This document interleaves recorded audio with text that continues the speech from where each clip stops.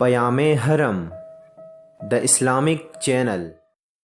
السلام علیکم، میں ہوں آپ کا دوست اسد اللہ اور آپ دیکھ رہے ہیں پیام حرم یوٹیوب چینل۔ دوستوں، جس طرح پچھلی ویڈیو میں ہم نے جانا تھا کہ آپ صلی اللہ علیہ وسلم کی ولادت باسعادت کب ہوئی اور کہاں ہوئی اور اس ٹائم کیا کیا ہوا، تو اسی شب میں یہ واقعہ بھی پیش آیا کہ ایوان کسریٰ میں زلزلہ آیا جس سے محل کے 14 کنگرے گر گئے اور فارس کا آتش کدہ جو 1000 سال سے مسلسل روشن تھا وہ بجھ گیا اور دریائے ساوا خشک ہو گیا۔ جب صبح ہوئی تو کسریٰ نہایت پریشان تھا، شاہانہ وقار اظہار سے مانع ہو رہا تھا۔ وزراء اور ارکان دولت کو جمع کر کے دربار منعقد کیا۔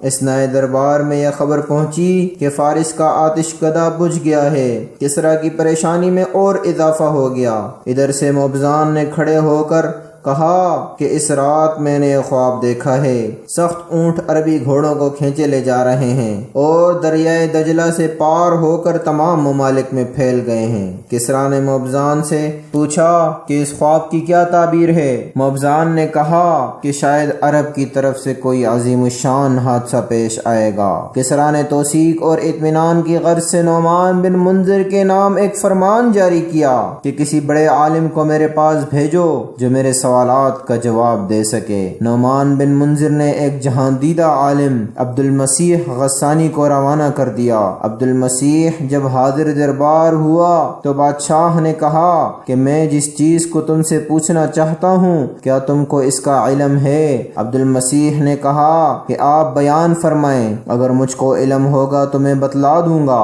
ورنہ کسی جاننے والے کی طرف رہنمائی کروں گا۔ بادشاہ نے تمام واقعہ بیان کیا۔ عبد المسیح نے کہا کہ غالباً اس کی تحقیق میرے ماموں ستیح سے ہو سکے گی جو آج کل شام میں رہتے ہیں۔ کسریٰ نے عبد المسیح کو حکم دیا کہ تم خود اپنے ماموں سے اس کی تحقیق کر کے آؤ۔ عبد المسیح اپنے ماموں ستیح کے پاس پہنچا تو ستیح اس وقت نزاع کی حالت میں تھا مگر ہوش ابھی بھی باقی تھا۔ عبد المسیح نے جا کر سلام کیا اور کچھ اشعار پڑھے۔ ستیح نے جب عبد المسیح کو یہ اشعار پڑھتے سنا تو عبد المسیح کی طرف متوجہ ہوا اور یہ کہا کہ عبد المسیح تیز اونٹ پر سوار ہو کر ستیح کے پاس پہنچا جبکہ وہ مرنے کے قریب ہے۔ تجھ کو بنی ساسان کے بادشاہ نے محل کے زلزلے، آتش کدہ کے بجھ جانے اور موبزان کے خواب کی وجہ سے بھیجا ہے کہ سخت اور قوی اونٹ عربی گھوڑوں کو کھینچے لے جا رہے ہیں اور دجلہ سے پار ہو کر تمام بلاد میں پھیل گئے ہیں۔ اے عبد المسیح،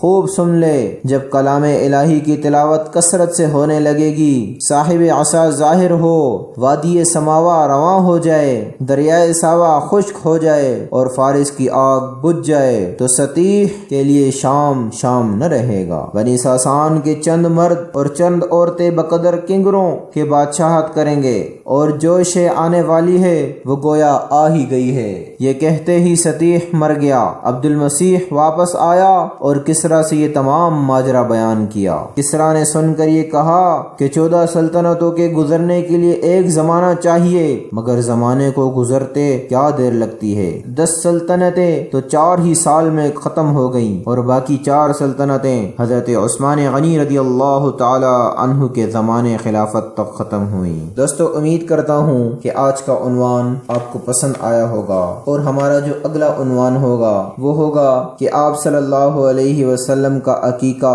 کب ہوا اور آپ صلی اللہ علیہ وسلم کا نام کب رکھا گیا۔ تو اگلی ویڈیو تک ہمیں اجازت دیں اور ہمارے چینل کو سبسکرائب کرنا نہ بھولیں۔